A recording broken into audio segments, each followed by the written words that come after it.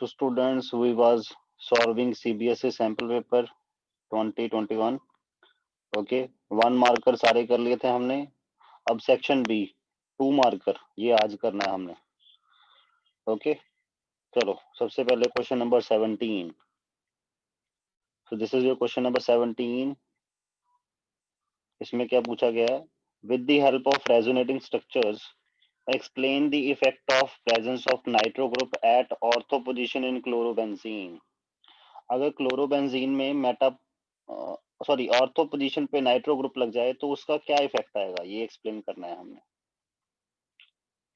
This is chlorobenzene और इसकी ortho position पे नाइट्रो ग्रुप लगा दो. This is the nitro group. Okay, if nitro group is present at ortho position तो होगा क्या? यू नो दैट जो नाइट्रो ग्रुप होता है वो मेटा डायरेक्टिंग होता है. मेटा डायरेक्टिंग क्यों होता है? Because of its minus are effect. अपने माइनस आर इफेक्ट की वजह से जो नाइट्रो ग्रुप है वो मेटा डायरेक्टिंग होता है. तो होगा क्या, यहाँ से ये यहाँ से ऐसे, और उसकी वजह से क्या होगा, अगर ऐसे लिख करें तो यहाँ पे पॉजिटिव चार्ज क्रिएट हो रहा है. It is like this. Okay, और यहाँ पे ये जो पॉजिटिव चार्ज क्रिएट हो रहा है इसकी वजह से होगा क्या, यहाँ पे लेस इलेक्ट्रॉन डेंसिटी हो जाएगी. Less electron density. Okay, which leads to, इसकी वजह से होगा क्या, leads to attack of nucleophile on this. ठीक है, इससे होगा क्या, इससे यहाँ पे इस क्लोरीन के ऊपर अगर आप सब्स्टिट्यूशन रिएक्शन, वैसे तो बेंजीन जल्दी substitution reaction, nucleophilic substitution reaction show करवाता नहीं है, बट हाँ ये वाला जो क्लोरोबेंजीन है इसमें थोड़ा सा फैसिलिटेट कर देगा न्यूक्लियोफिलिक सब्स्टिट्यूशन को.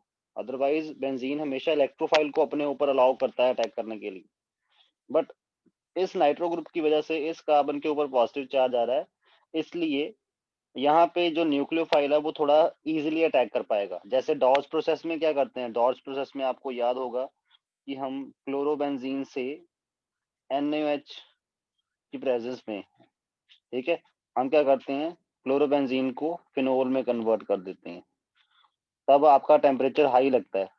ओके, बट अगर आपका क्लोरोबेंजीन की ऑर्थो पोजीशन पे नाइट्रो लग जाए तो उससे क्या होगा, उससे इतना हाई टेम्परेचर देने की जरूरत नहीं है. फिर नॉर्मल कंडीशन पे ये रिएक्शन होना शुरू हो जाएगा, क्योंकि सब्स्टिट्यूशन न्यूक्लियोफाइल को यहाँ पे अटैक करने के लिए ये ग्रुप फैसिलिटेट करता है. क्यों फैसिलिटेट करता है, आप ये देखो रेजोनेंस से आप देख पा रहे हो यहाँ पे पॉजिटिव चार्ज क्रिएट हो रहा है इस कार्बन के ऊपर. ओके, जिससे इलेक्ट्रोफाइल का, जिससे न्यूक्लियोफाइल का इस कार्बन के ऊपर अटैक इजी हो जाएगा. That's why. ओके, तो यही आपने समझाना था इसमें. नेक्स्ट है आपका, इसका और वाला पार्ट भी देखते हैं. Carry out the following conversions in not more than 2 step. इन कन्वर्जन को नॉट मोर देन 2 स्टेप्स में आपने करना है. Okay, aniline to chlorobenzene. Conversion कौन सी है, एनिलिन टू क्लोरोबेंजीन. ठीक, जब भी कन्वर्जन आए ना तो पहले आपने ना इनिशियल प्रोडक्ट और फाइनल प्रोडक्ट लिखना है. एनिलिन का फॉर्मूला है दिस, बनाना क्या है हमने, क्लोरोबेंजीन. तो आपको याद आया होगा कि एनिलिन की डाइजोटाइजेशन अगर करवा दें, जो कि NaNO2 की प्रेजेंस में होती है, या HNO2 प्लस NaCl के मिक्सचर की प्रेजेंस में होती है, तो आपके पास होता क्या है, और टेम्परेचर 0 से 5 डिग्री सेल्सियस टेम्परेचर लो रखना होता है. तब क्या होगा, तब आपके पास डाइजोटाइजेशन हो जाएगी and there is formation of diazonium salt. और ये जो डाइजोनियम सॉल्ट बनता है, अब इसको क्लोरोबेंजीन में अगर करना है तो उसके लिए आप सैंडमेयर रिएक्शन करवा दो या गेटरमैन रिएक्शन करवा दो. ओके, उसमें क्या करते हैं, उसमें इसको क्लोरीन से रिएक्ट करवा दो in the presence of CuCl. Okay, तो आपके पास क्या बन जाएगा, यू विल गेट, यहाँ पे आपका क्लोरीन लग जाएगा और nitrogen will be the by product. हमें लगता है कि ये वाला क्लोरीन यहाँ पे अटैच हुआ है, हालांकि इससे क्लोरीन अटैच होता है यहाँ पे कार्बन, इस कार्बन के ऊपर. ओके, तो कन्वर्जन हो गई क्लोरोबेंजीन में. ओके, तो ये आपकी फर्स्ट कन्वर्जन थी। अब सेकंड कन्वर्जन की बात कर लेते हैं। सेकंड कन्वर्जन में क्या पूछा हुआ है, 2 ब्रोमोप्रोपेन टू 1 ब्रोमोप्रोपेन। 2 ब्रोमोप्रोपेन से 1 ब्रोमोप्रोपेन बनाना है। सबसे पहले 2 ब्रोमोप्रोपेन कौन सा होता है, दिस इज 2 ब्रोमोप्रोपेन। ठीक है, इससे 1 ब्रोमोप्रोपेन बनाना है आपने, दैट इज ये वाला बनाना है आपने। क्लियर। तो हमें सबसे पहले इसकी डीहाइड्रो हैलोजनेशन करनी पड़ेगी। कैसे करेंगे, सबसे पहले डीहाइड्रो हैलोजनेशन करेंगे, एलिमिनेशन करवाएंगे इसकी। और डीहाइड्रो हैलोजनेशन करने के लिए आपको कोई बल्कि वाला न्यूक्लियोफाइल लगेगा, जैसे ये वाला। ओके, आपको हीट करना पड़ेगा और कोई सॉल्वेंट ले लो, कोई भी नॉन पोलर सॉल्वेंट। ओके, मैंने ब्यूटाइल हाइड्रोक्साइड ले लिया। क्लियर। और यहाँ पे ये जो ब्यूटाइल हाइड्रोक्साइड आयन जो है ये एक बल्कि न्यूक्लियोफाइल है, और टेम्परेचर की वजह से एलिमिनेशन रिएक्शन प्रमोट होती है, तो एलिमिनेशन हो जाएगी। There is formation of this. जब ये वाला प्रोडक्ट बन जाएगा, उसके बाद क्या करना है, अब इसमें HBr ऐड करवाओ, but in the presence of peroxide, क्योंकि परऑक्साइड की प्रेजेंस में एंटी मार्कोवनिकॉव रूल फॉलो होता है। और एंटी मार्कोवनिकॉव रूल में आपके पास प्रोडक्ट कौन सा बनेगा, दिस। ओके, तो इस तरह आपका 2 ब्रोमो प्रोपेन से 1 ब्रोमो प्रोपेन बन जाएगा। ओके, तो ये दो कन्वर्जन ऐसे करनी थी। Question number 18, a glucose solution which boils at 101.04 degree Celsius at 1 atmosphere। Obvious है, सोल्यूशन बना है तो किसी ना किसी सॉल्वेंट पे बना होगा, और यहाँ पे सॉल्वेंट जब मेंशन ना किया हो, मान लो वो सॉल्वेंट वाटर है। Okay, they are talking about a solution of glucose, उसमें पक्का वाटर में बना होगा। This solution is boiling at 101.04 degree Celsius. वैसे वाटर कितने डिग्री सेल्सियस पे बॉइल करता है, 100 पे, जब 1 एटमोसफेयर प्रेशर हो। अदरवाइज बॉइलिंग पॉइंट वैसे एक्सटर्नल प्रेशर के ऊपर डिपेंड करता है ना। स्पेस में वाटर का बॉइलिंग पॉइंट 0 होता है, क्योंकि एक्सटर्नल प्रेशर भी 0 होता है। ओके, अब आगे क्या है, ये पूछ रहे हैं what will be the relative lowering of vapour pressure of an aqueous solution of urea which is equimolar to the given glucose solution. जितनी मोलैलिटी इस सॉल्यूशन की है, अगर उतनी मोलैलिटी वाला ही आप यूरिया का सॉल्यूशन बना लो, ये वाला। Okay, clear. तो इसका रिलेटिव लोअरिंग वेपर प्रेशर क्या होगा इस सॉल्यूशन का। मतलब दो क्वालिटेटिव प्रॉपर्टी को रिलेट करना है आपने। देखो, यहाँ पे आपको बॉइलिंग पॉइंट दिया है, बॉइलिंग पॉइंट दिया है तो आप एलिवेशन इन बॉइलिंग पॉइंट निकाल सकते हो। एलिवेशन इन बॉइलिंग पॉइंट कैसे निकलता है, boiling point of solution minus boiling point of solvent. Okay, तो वो कितना है, 101.04 degree minus 100, this comes out to 1.04 degree Celsius. Okay, this is delta T. ठीक, तो इस डेल्टा टी को यूज करके आप इस सोल्यूशन के लिए मोलैलिटी की वैल्यू निकाल सकते हो, और वही मोलैलिटी आपने इस सोल्यूशन के लिए अज्यूम करके relative lowering of vapour pressure निकाल लेना है, क्योंकि ये दोनों कॉलिगेटिव प्रॉपर्टी। सबसे पहले मोलैलिटी निकालो कि इस सोल्यूशन की मोलैलिटी क्या है। फॉर्मूला क्या होता है हमारे पास, delta T B equal to I into K B into molality. यहाँ पे आई क्या है, वांट ऑफ फैक्टर। वो बात अलग है, ग्लूकोज और यूरिया दोनों नॉन इलेक्ट्रोलिटिक सॉल्यूशन है, तो इनके लिए आई इक्वल टू 1 है as non electrolytic solution. Okay, K B की वैल्यू वाटर के लिए दी हुई है, कितनी दी हुई है, क्वेश्चन में दी हुई है 0.052 केल्विन केजी पर मोल। तो आपके पास डेल्टा टीबी का आंसर है 1.04, केबी की 0.052 इंटू मोलैलिटी, तो मोलैलिटी की वैल्यू आ गई 2। इस सॉल्यूशन की मोलैलिटी 2 थी, इट मींस जो यूरिया का सॉल्यूशन बनाना है उसकी भी मोलैलिटी 2 बनानी है आपने, इस सॉल्यूशन की मोलैलिटी भी 2 रखनी है आपने। ठीक, तो इस सॉल्यूशन की अगर मोलैलिटी 2 हो तो इसकी relative lowering of vapour pressure क्या होगी वो निकालना है। ठीक है, तो बस अब ये चल पड़ो। तो मोलैलिटी ऑफ यूरिया सॉल्यूशन कितनी, मोलैलिटी ऑफ यूरिया सॉल्यूशन कितनी रखनी है, 2 मोलल। 2 मोलल का इंटरप्रिटेशन क्या बनेगा, मोलैलिटी की डेफिनेशन क्या होती है, अमाउंट ऑफ सॉल्यूट प्रेजेंट पर केजी ऑफ सॉल्वेंट। तो 2 मोलर का मतलब हम इससे क्या इंटरप्रेट कर सकते हैं? इसकी इंटरप्रिटेशन निकल सकती है कि 2 मोल ऑफ यूरिया है इन 1 केजी ऑफ वाटर। और यही सिचुएशन लेके हम इस सॉल्यूशन का मोल फ्रैक्शन निकाल दें। ठीक, clear? 2 mole of urea in 1000 gram of water. Okay, ये इस सॉल्यूशन का इंटरप्रिटेशन निकल गया यूरिया का। और उसका relative lowering of vapour pressure निकालना है। फॉर्मूला क्या था relative lowering of vapour pressure का? P naught minus P S by P naught, इसी को बोलते हैं relative lowering of vapour pressure, is equal to I into mole fraction of solute. Okay, तो रिलेटिव लोअरिंग मतलब आप कह सकते हो relative lowering is equal to I into mole fraction of solute. I urea के लिए भी वन है क्योंकि नॉन इलेक्ट्रोलाइटिक है। और मोल फ्रैक्शन ऑफ सॉल्यूट कैसे निकलता है? Number of moles of solute divide by number of moles of solute plus number of moles of solvent. Okay, clear? और जो सोल्यूशन है, सोल्यूशन का इंटरप्रिटेशन हम कर चुके हैं क्योंकि वैसे उसकी कंसंट्रेशन 2 मोलर पता है हमें, मोलालिटी की टर्म में कंसंट्रेशन पता है, बट हमने इसको मोल फ्रैक्शन की टर्म में निकालना है। तो मोल फ्रैक्शन ऑफ कैसे निकलेगी? Number of moles of solute by number of moles of solute plus number of moles of solvent. और सिचुएशन क्या है सोल्यूशन में? 1000 ग्राम वाटर में 2 मोल यूरिया है।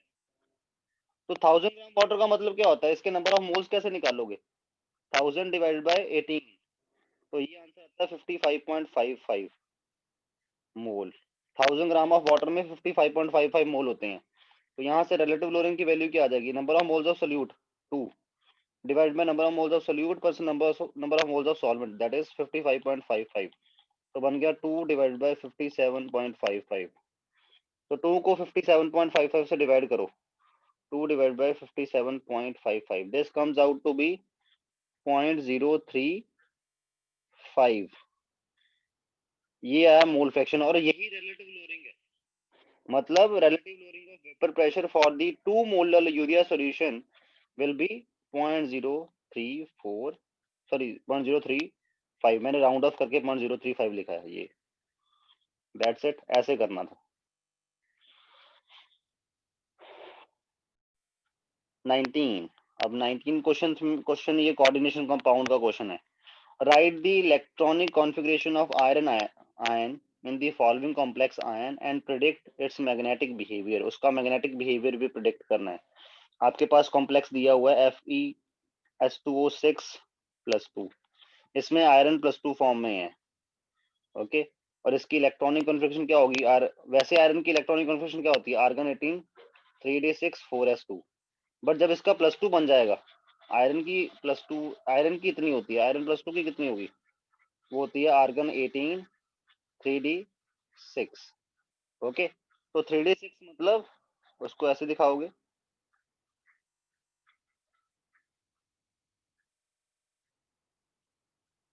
ये 3d। आयरन में 4s भी होता है, आयरन में 4p भी होता है, आयरन में 4d भी होता है। ठीक, अब आयरन को दिख रहा है ये Fe+2 आयन की इलेक्ट्रॉनिक कॉन्फ़िगरेशन हुई। इसको दिख रहा है कि मैंने 6 वाटर के लिगेंड जोड़ने हैं अपने साथ, और वाटर लिगेंड की तरह एक्ट कर रहा है। मतलब वाटर जो है वो डेटिव बॉन्ड बनाएगा जिसमें आयरन को कुछ नहीं देना है, बस उसको एम्प्टी ऑर्बिटल देना है। ठीक, अगर तो इन ऑर्बिटल्स की पेयरिंग हो जाती है, अगर, तो क्या होगा? ये वाले अंदर वाले 2 ऑर्बिटल खाली हो जाएंगे। टोटल 6 ऑर्बिटल खाली कर रहे हैं ना, 2 ये, 1 ये, 3 ये। तब ये हाइब्रिडाइजेशन करवाएगा D2sp3। और अगर नहीं होती फिर उसको पहले 6 ऑर्बिटल कौन से यूज करने पड़ेंगे 6 वाटर को अकोमोडेट करने के लिए? ये वाले 1 2 3 4 5 6। ओके, तो कौन से 6 यूज करेगा? वो डिपेंड करता है लिगेंड की स्ट्रेंथ के ऊपर, crystal field stabilizing energy. Okay, तो लिगेंड ये water is a weak ligand, तो होगा क्या? यहाँ पे पेयरिंग नहीं होगी। तो कौन से 6 एम्प्टी ऑर्बिटल यूज करेगा? ये वाले। हाइब्रिडाइजेशन कौन सी होगी? sp3d2। ठीक, तो आपके पास यहाँ पे 6 water molecule as a ligand act कर जाएंगे, लाइक दिस।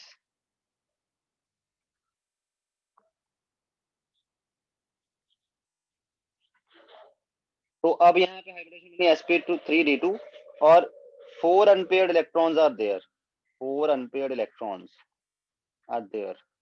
ठीक है, तो मैग्नेटिक मोमेंट कितनी आएगी? मैग्नेटिक नेचर कैसा है वो तो आपको पता लग गया, मैग्नेटिक नेचर होगा इसका ये पैरामैग्नेटिक होगा। ओके, मैग्नेटिक मूवमेंट कैसे निकलती होती है? Under root n into n plus two, where n is the number of unpaired electron. कितने हैं? 4, 4 into 6 under root 24 Bohr magneton. Okay, but अगर पेयरिंग हो जाती तो देखना, तो आपके पास एक भी अनपेयर्ड इलेक्ट्रॉन ना बचता, फिर इसकी हाइब्रिडाइजेशन होनी थी D2sp3, तब एक भी अनपेयर्ड इलेक्ट्रॉन नहीं बचना था, और उससे क्या होना था? उससे इसका मैग्नेटिक मूवमेंट क्या होता? डायामैग्नेटिक, और इसकी मैग्नेटिक मूवमेंट जीरो होती, तब इसमें 4 अनपेयर्ड इलेक्ट्रॉन नहीं रहते। ठीक है, बट यहाँ पे पेयरिंग नहीं हुई, यहाँ पे आउटर ऑर्बिटल यूज हुआ, तो इस ऐसे कॉम्प्लेक्सेस को जिसमें आउटर डी ऑर्बिटल यूज होता है उसको बोलते हैं आउटर ऑर्बिटल कॉम्प्लेक्स, और आउटर ऑर्बिटल होने की वजह से ये हाई स्पिन कॉम्प्लेक्स भी बन जाते हैं, क्योंकि इनकी स्पिन की वैल्यू हाई आती है, हाई स्पिन कॉम्प्लेक्स, इनको हाई स्पिन कॉम्प्लेक्स भी बोलते हैं because of high value off spin. ठीक, तो ऐसे ही आपने इस क्वेश्चन को एक्सप्लेन करना है, दैट्स इट, और कुछ नहीं, कोई कहानियां नहीं एक्स्ट्रा डालने बैठ जाना। ठीक है, टू दी पॉइंट बात करनी है, बट हाँ इलेबोरेट करके बात करनी है।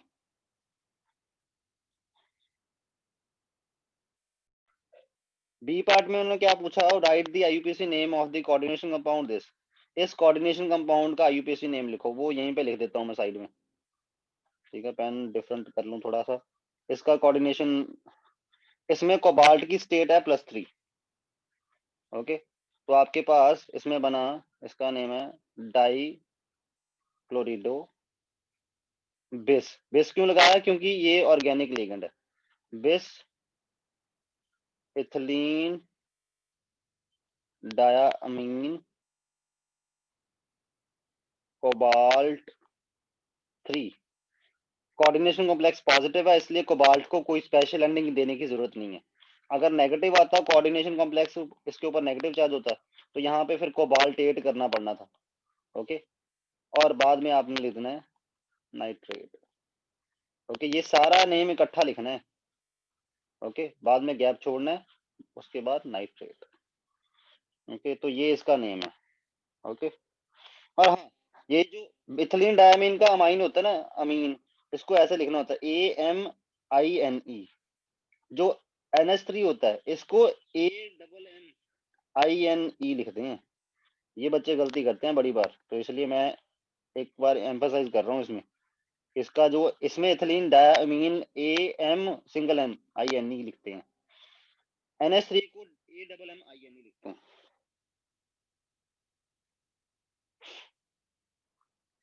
अब अगला क्वेश्चन देख लेते हैं, ये और पार्ट है, इसी का और part. Predict the geometry of NiCN4 2 negative.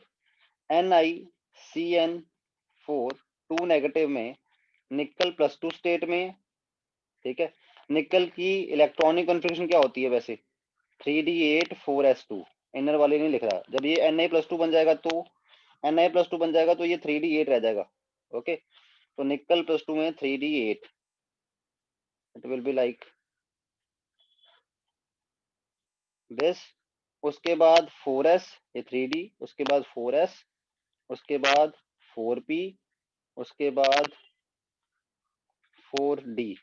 Okay, अब इसके केस में इसको दिख रहा है कि इसने 4 लिगेंड जोड़ने हैं अपने साथ, 4 लिगेंड जोड़ने का मतलब 4 ऑर्बिटल एम्प्टी करने हैं।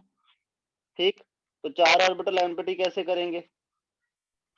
इसके 4 ऑर्बिटल एम्प्टी कैसे होंगे? ये स्ट्रॉन्ग लिगेंड है, cyanide is a strong ligand, जितने भी पाई एसिड लिगेंड है ना, कंपटीशन में मैंने ये टॉपिक करवाया हुआ है, पाई एसिड लिगेंड। ठीक है, कौन कौन से पाई एसिड लिगेंड है? कार्बन मोनोऑक्साइड, साइनाइड, ये वाले, ये पाई एसिड लिगेंड है, जो कि पाई एक्सेप्टर होते हैं। ठीक है, ये सारे के सारे जो हैं ये स्ट्रॉन्ग लिगेंड्स हैं, तो ये स्ट्रॉन्ग लिगेंड क्या करेंगे? ये पेयरिंग करवा सकते हैं, तो पेयरिंग करवा के ये वाला डी ऑर्बिटल खाली करवा सकते हैं, तो इसका करवा देंगे खाली, ये।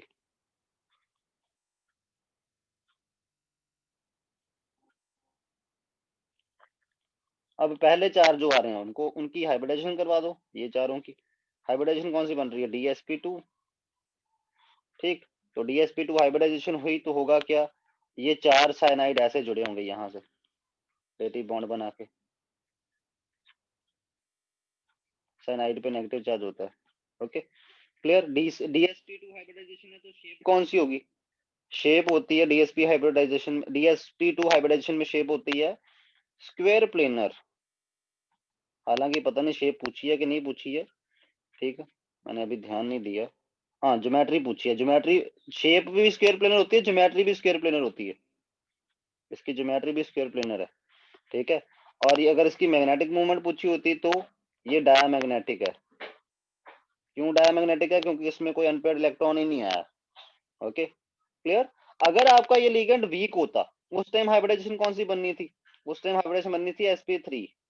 तब ये कौन सा, इसकी ज्योमेट्री क्या होनी थी, टेट्राहेड्रल। sp3 का मतलब होता है टेट्राहेड्रल, और तब ये होना भी पैरामैग्नेटिक था। अगर मान लो यहाँ पे साइनाइड ना होके, टेट्रा साइनाइड ना होके यहाँ पे वाटर होते चार, तब water is a weak ligand, उस टाइम आपके पास क्या होना था, उस टाइम आपके पास टेट्राहेड्रल ज्योमेट्री होनी थी, शेप भी टेट्राहेड्रल होनी थी, और मैग्नेटिक मूवमेंट में ये पैरामैग्नेटिक होना था because of these two unpaired electron. और इनकी वजह से इसकी मैग्नेटिक मूवमेंट कितनी होनी थी, 2 × 2 + 2, that is √8 Bohr magneton. Bohr magneton क्या होता है, बोहर मैग्नेटन स्मॉल स्केल का यूनिट होता है मैग्नेटिक मूवमेंट को मेजर करने के लिए। बड़े स्केल के यूनिट तो शायद टेस्ला टूसला होते हैं, आपने पढ़ा होगा फिजिक्स में। एक स्मॉल स्केल का जो यूनिट होता है वो बोहर मैग्नेटन होता है। ओके, बोहर मैग्नेटन का मतलब क्या होता है, बोहर मैग्नेटन का मतलब होता है the magnetic movement possessed by the electron in the first orbit of the hydrogen. Hydrogen के फर्स्ट ऑर्बिट में जो इलेक्ट्रॉन होता है उसकी वजह से जितनी मैग्नेटिक मूवमेंट प्रोड्यूस होती है, उतनी मैग्नेटिक मूवमेंट को वन बोहर मैग्नेटन बोला जाता है। अब आपके पास नेक्स्ट है, calculate the spin only magnetic movement of this. इसकी spin only magnetic movement find out करो, ठीक है। अब CuNH3 4, ओके, आपको पता है Cu+2, ठीक है, इसकी इलेक्ट्रॉनिक कन्फर्मेशन 3d9 होती है। अब मैं सीधा कर रहा हूँ इसकी Cu+2, ठीक, तो इसमें एक अनपेयर्ड इलेक्ट्रॉन बचेगा ऐसे, ठीक, और चार अमोनिया इसको जोड़नी है। इसमें पेयरिंग करवाने का कॉन्सेप्ट ही नहीं उठता, ये 3d है, ये 4s है, ये 4p है, तो होगा क्या, ये पहले चारों की हाइब्रिडाइजेशन करवा देगी और उनमें अमोनिया को अकोमोडेट, चार अमोनिया को अकोमोडेट कर लेगा, ठीक है। तो चार अमोनिया अकोमोडेट हो जाएंगे तो इसकी मैग्नेटिक मूवमेंट कितनी बनती है Cu+2 की, इसकी मैग्नेटिक मूवमेंट बन गई है एक अनपेयर्ड इलेक्ट्रॉन के लिए कितनी होगी, 1 × 1 + 2, यही फॉर्मूला होता है ना, √10 × n+2 बोहर मैग्नेटन। ये पीछे बोहर मैग्नेटन पक्का लिखना है, ये नहीं लिख लोगे तो ना यूनिट नहीं लिखा आपने मैग्नेटिक मूवमेंट का, तब गलत माना जाएगा। √3 Bohr magneton, this is the magnetic movement of copper. Okay, तो ये स्पिन ओनली मैग्नेटिक मूवमेंट निकल गई। अब आप बोलोगे सर ये स्पिन ओनली का मतलब क्या होता है, देखो जो इलेक्ट्रॉन है वो न्यूक्लियस के अराउंड रोटेट भी करता है, ठीक है, उसके रोटेशन से भी मैग्नेटिक मूवमेंट प्रोड्यूस होती है, बट रोटेशन वाला अभी आपके लेवल पे नहीं आता, वो हायर लेवल में बढ़ते हैं हम, कि रोटेशन से कितनी मैग्नेटिक मूवमेंट प्रोड्यूस करेगा। और वो अपने जो एक्सिस के अराउंड स्पिन भी कर रहा होता है, जैसे अर्थ स्पिन कर रही है ना अपने एक्सिस, लट्टू की तरह घूम रही है अर्थ, तो उस स्पिन के कारण जो मैग्नेटिक मूवमेंट प्रोड्यूस होती है उसको बोलते हैं spin only magnetic movement. Okay, और जो ऑर्बिटल मोशन के कारण मैग्नेटिक मूवमेंट प्रोड्यूस होती है उसको बोलते हैं ऑर्बिटल मैग्नेटिक मूवमेंट। अभी आपको मैग्नेटिक मूवमेंट निकालने को बोले या कोई स्पिन ओनली मैग्नेटिक मूवमेंट निकालने को बोले, आपने स्पिन ओनली मैग्नेटिक मूवमेंट ही निकाल के बतानी है। अभी ऑर्बिटल वाला कंसेप्ट आपने इंट्रोड्यूस नहीं करना, हालांकि उसके ऑर्बिटल मोशन की वजह से भी मैग्नेटिक मूवमेंट प्रोड्यूस होता है। ओके, कब होता है कब नहीं होता है वो अभी आपके वो जानने की जरूरत नहीं है, बस अभी आपने स्पिन ओनली मैग्नेटिक मूवमेंट निकाल के बतानी होती है, जिसके लिए ये फॉर्मूला है। ओके, अब ये question number 19 is done. Now next question number 20। अब आपका 20th क्वेश्चन क्या है, for a reaction that rate law expression is as follows. Rate law expression ये दिया हुआ है, यहाँ से क्लियर कट हो रहा है कि order of reaction, order with respect to A कितना दिया हुआ है 1, and order with respect to B half. Okay. Interpret whether the reaction is elementary or complex. ये पूछ रहे हैं बताओ रिएक्शन आपको एलिमेंट्री लगता है? एलिमेंट्री किसको बोलते हैं? जो सिंगल स्टेप में हो जाए एलिमेंट्री रिएक्शन बोलते हैं, जो सिंगल स्टेप में हो जाए, एक ही स्टेप में। और कॉम्प्लेक्स बोलते हैं जो एक से ज्यादा स्टेप्स में हो, more than one step. Okay, give reason to support your answer. अपने आंसर को सपोर्ट करने के लिए रीजन दो। देखो ओवरऑल ऑर्डर कितना बन रहा है रिएक्शन का, दोनों रिएक्टेंट के रिस्पेक्ट में ऑर्डर क्या है वो तो हमने पता लगा लिया। ओवरऑल क्या बनेगा, दोनों का टोटल कर दो, कितना बनेगा 3/2। अगर ये एलिमेंट्री रिएक्शन होता तो एलिमेंट्री रिएक्शन के केस में कभी भी, एलिमेंट्री रिएक्शन के केस में जो मॉलिक्यूलरिटी होती है वही ऑर्डर ऑफ रिएक्शन होता है। For elementary reaction molecularity, molecularity का मतलब कितना क्या है, जितने मॉलिक्यूल्स स्ट्राइक कर रहे हैं, molecularity is equal to order. जैसे मान लो A + B is giving C, ये एक सिंगल स्टेप रिएक्शन है, तो इसमें क्या है, इसमें आपके पास मॉलिक्यूलरिटी कितनी है, A की 1 B की 1, ये दोनों स्ट्राइक कर रहे हैं तब जाके C बन रहा है ना। तो इसके केस में ऑर्डर ऑफ रिएक्शन भी 2 ही होना है और मॉलिक्यूलरिटी भी 2 ही होनी है। ठीक है, और कभी भी मॉलिक्यूलरिटी फ्रैक्शन में नहीं हो सकती। And molecularity can never be in fraction. Okay, clear. तो इट मींस अगर मॉलिक्यूलरिटी फ्रैक्शन में नहीं हो सकती तो उसका मतलब क्या है, एलिमेंट्री रिएक्शन के लिए मॉलिक्यूलरिटी फ्रैक्शन में नहीं आ सकती। और जब आपके पास कई सारे स्टेप में रिएक्शन हो रहा है तो कई बार हो जाता है कि फ्रैक्शन में पावर बन जाती है, ओवरऑल ऑर्डर की पावर फ्रैक्शन में बन जाती है, तब बन जाती है। Okay, clear. तो इट मींस ये रिएक्शन पक्का एलिमेंट्री नहीं है, तभी तो इसका ऑर्डर जो है वो फ्रैक्शन में है। Therefore it is not an elementary reaction. Okay, B, write the units of rate constant for this reaction if the concentration of A and B is expressed in the mole per liter। आपने rate constant के unit निकालने, rate के unit निकालने का formula क्या है, mole per litre raise to power 1 - n per second. ठीक है, यहाँ पे n क्या है, n is the order of reaction. ठीक है, यहाँ पे n की वैल्यू क्या आ रही है, ओवरऑल ऑर्डर की रिएक्शन की वैल्यू कितनी आ रही है, 3/2। सपोर्ट कर दो, मोल पर लीटर की पावर -1/2 बन जाएगा पर सेकेंड। तो ये बन गया मोल की पावर -1/2 लीटर की पावर +1/2 पर second. This is the value of rate of, this is the unit of rate of reaction for this reaction. क्योंकि रेट ऑफ रिएक्शन के यूनिट फिक्स नहीं होते, रिएक्शन का, रिएक्शन चेंज करने पे रिएक्शन का ऑर्डर चेंज होता है, ऑर्डर चेंज होने पे रेट कांस्टेंट के यूनिट्स भी चेंज हो जाते हैं। अगर आपको कोई पूछ ले रेट ऑफ रिएक्शन के यूनिट क्या होते हैं, रेट ऑफ रिएक्शन के यूनिट फिक्स हैं, मोल पर लीटर पर सेकेंड, वो नहीं चेंज होते। हाँ, रेट कांस्टेंट के यूनिट चेंज हो जाते हैं। रेट कांस्टेंट क्या होता है, जो रेट लॉ इक्वेशन में ये वाला कांस्टेंट होता है, ये इसको स्पेसिफिक रेट ऑफ रिएक्शन भी बोलते हैं। अब इसका और वाला पार्ट है ये, next question. The following result have been obtained during the kinetic studies of the reaction this। ये 4 एक्सपेरिमेंट करे इस रिएक्शन में, एक में P की कंसंट्रेशन ये रखी, Q की कंसंट्रेशन ये रखी, तो इनिशियल रेट ऑफ रिएक्शन ये आ रहा है। दूसरे में ये रखी, Q की ये रखी, तो रेट ऑफ रिएक्शन ये आ रहा है। ये पूछ रहे हैं रेट लॉ एक्सप्रेशन ड्राइव करो इसके लिए। ठीक, लुक एक्सपेरिमेंट 1 एंड 3। अगर मैं एक्सपेरिमेंट 1 एंड 3 की बात करूं, 1 और 3, इनमें P की कंसंट्रेशन सेम है, Q की कंसंट्रेशन 3 टाइम्स कर दी, जब 1 से 3rd आए तो 3 टाइम्स कर दी। Q की कंसंट्रेशन 3 टाइम कर दी, तो रेट ऑफ रिएक्शन में क्या फर्क आया, आया कोई फर्क नहीं आया। It means at constant concentration of P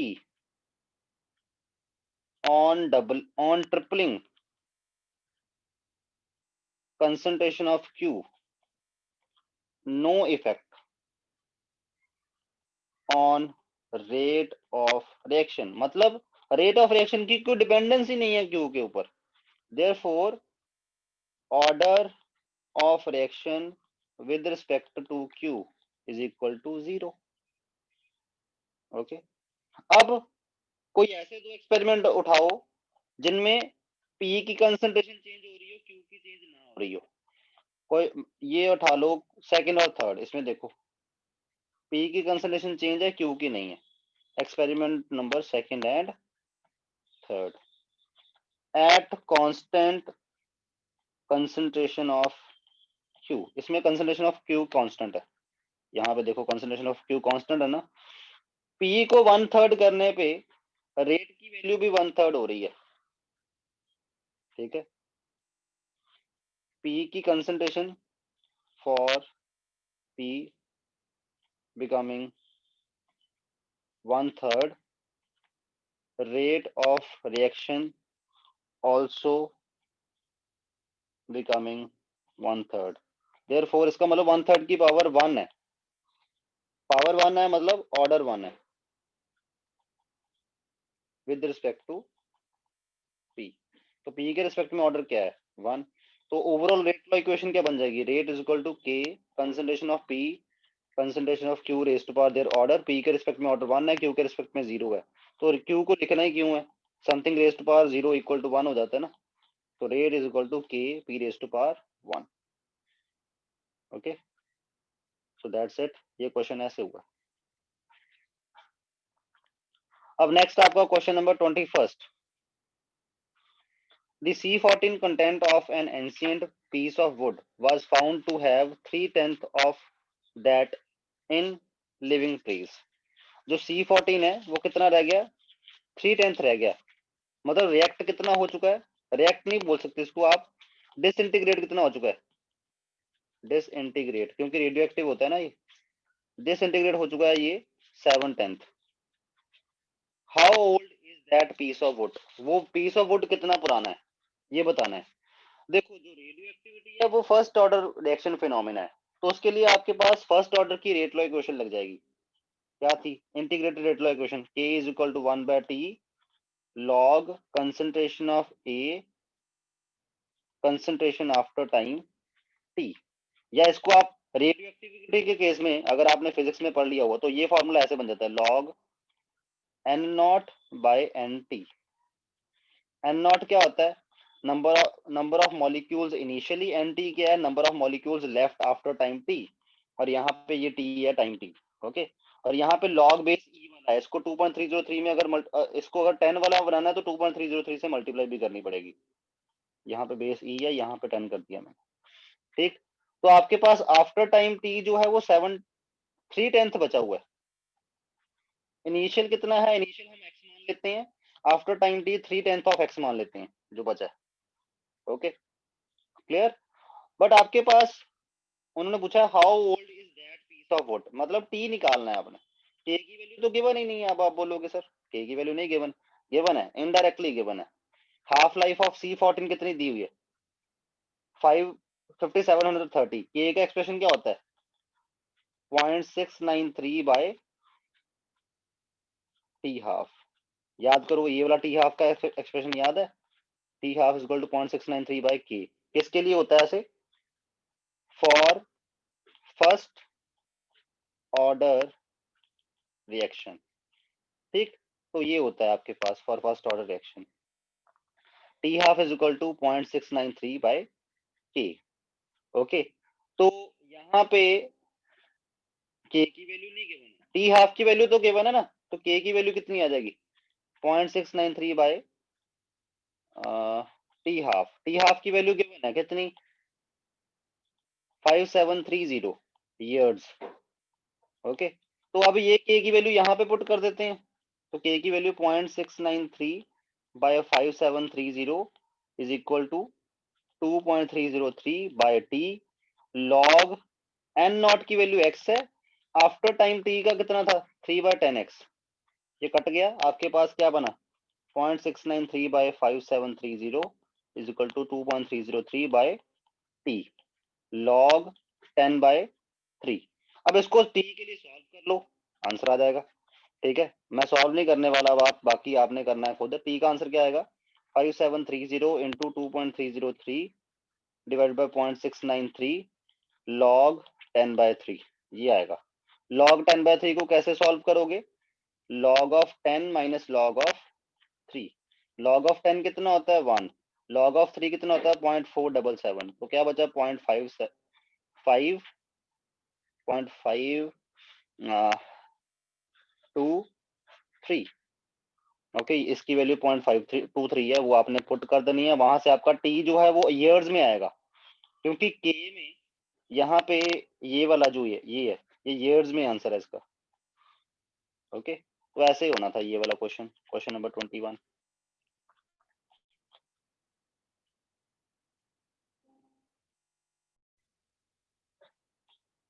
okay, now 22nd next question आपके पास है, when 3 methyl butane 2-ol is treated with HBr, the following reaction take place. ये वाला रिएक्शन हो रहा है, give a mechanism for this. इसके लिए मैकेनिज्म देना है।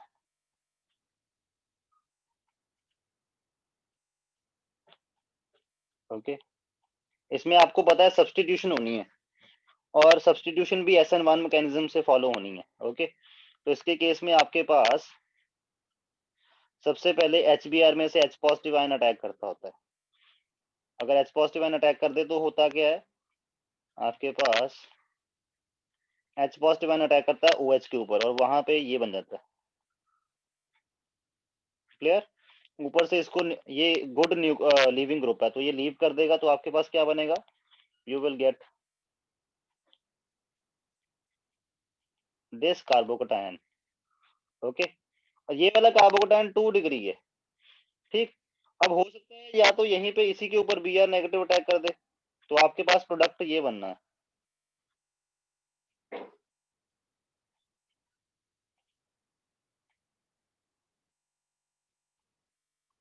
ठीक है, बट ये नहीं बना, इन्होंने तो कुछ और ही बनाया हुआ है। देखो प्रोडक्ट, इन्होंने तो इस कार्बन के ऊपर ब्रोमीन लगाया हुआ है, क्योंकि इस कार्बन के ऊपर ही बना है, क्योंकि कार्बोकटायन रीअरेंजमेंट शुरू कर देते हैं, इसमें 1 2 हाइड्राइड शिफ्ट हो गई, hydride shift as carbocation shows rearrangement. Carbocation rearrangement show करते हैं, तो ये हाइड्राइड इसके ऊपर शिफ्ट कर जाएगा, तो क्या बनेगा CH3C CH3 CH2 CH3, ये वाला कार्बोकटायन बन जाएगा। सिर्फ कार्बोकटायन बनेगा तो रीअरेंजमेंट होगा, अगर कार्बोकटायन नहीं बनता तो रीअरेंजमेंट भी नहीं होता। अब इस कार्बोकटायन के ऊपर Br नेगेटिव आयन अटैक करेगा, तो क्या बन जाएगा आपके पास,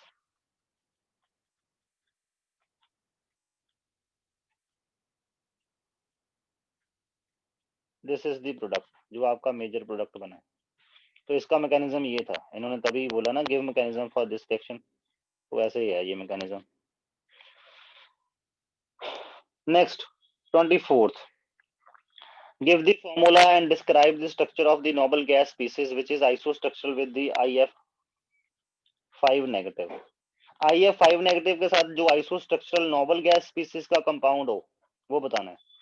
आई में अगर एक इलेक्ट्रॉन ऐड हो जाए तो वो जीनन जैसी कॉन्फ़िगरेशन अटेन कर लेता है ना, तो इट मींस इसमें इन्होंने जीनन F5 का स्ट्रक्चर पूछा है। जीनन F5 का स्ट्रक्चर कैसा होता है, जीनन F5 का स्ट्रक्चर होता है जीनन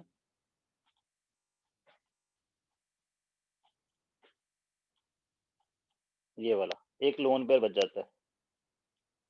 ठीक है, IF5 का स्ट्रक्चर भी यही है, IF5 के केस में भी स्ट्रक्चर यही होता है, ये वाला। ओके, इसके ऊपर ओवरऑल नेगेटिव चार्ज होता है, इसने क्योंकि एक्स्ट्रा इलेक्ट्रॉन लिया होता है, जिसकी वजह से आयोडीन के इलेक्ट्रॉन जो है वो जीनन जितने हो चुके होते हैं। तो इन्होंने पूछा था आइसोस्ट्रक्चरल ढूंढो, तो वही है, तो इसमें आई नेगेटिव को एडजस्ट करके आयोडीन में आपको पता लग गया कि वो जीनन जैसा होता है, जो जीनन पेंटाफ्लोराइड का स्ट्रक्चर ये होता है बस। और ये स्ट्रक्चर का नाम क्या है, इसका नेम है स्क्वायर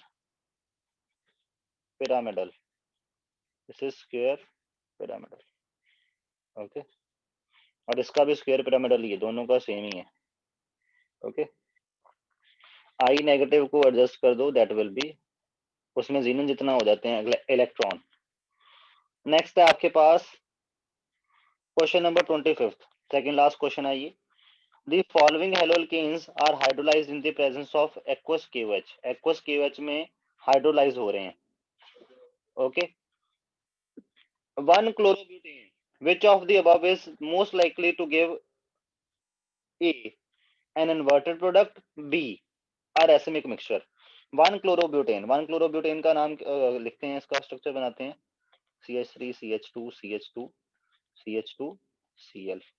ये 1 डिग्री बनेगा कार्बोकेटाइन अगर इसका बनेगा तो, और 1 डिग्री कार्बोकेटाइन इतना स्टेबल नहीं होता, तो इट मींस ये SN2 मैकेनिज्म फॉलो करेगा सब्स्टिट्यूशन में। और सेकंड वाला कौन सा है, 2 chloro 2 methyl propane, 2 chloro 2 methyl propane.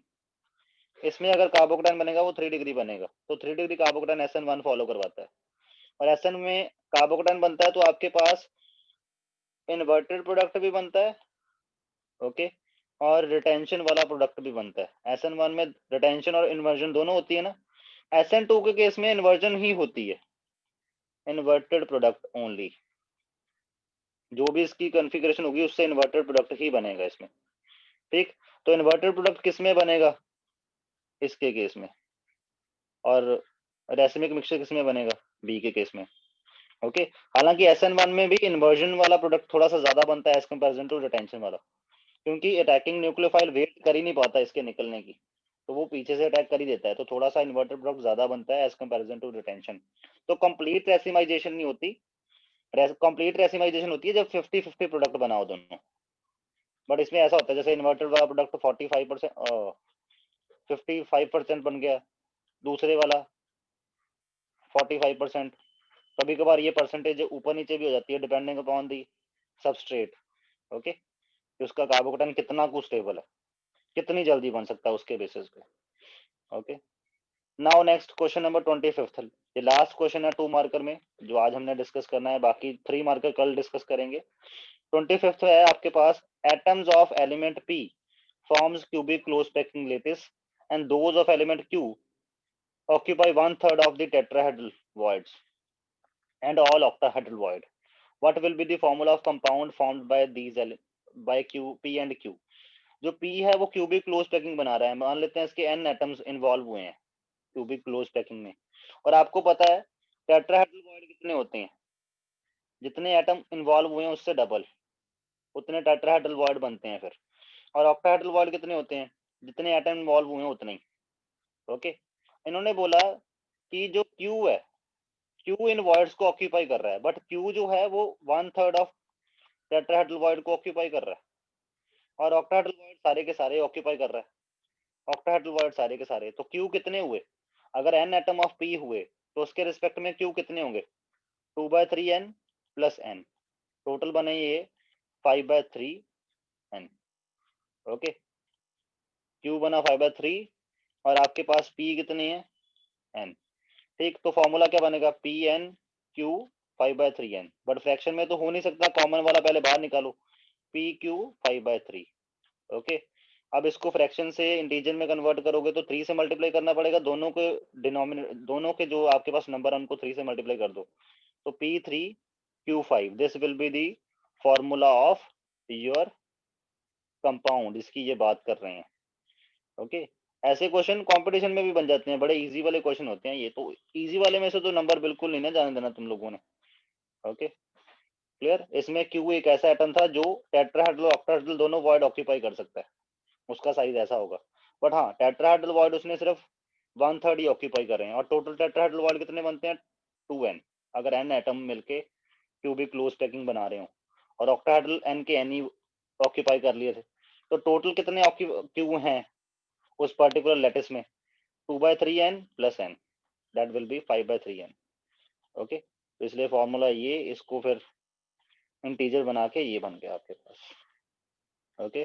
So that's it for today. बाकी नेक्स्ट 3 मार्कर और 5 मार्कर करो आप,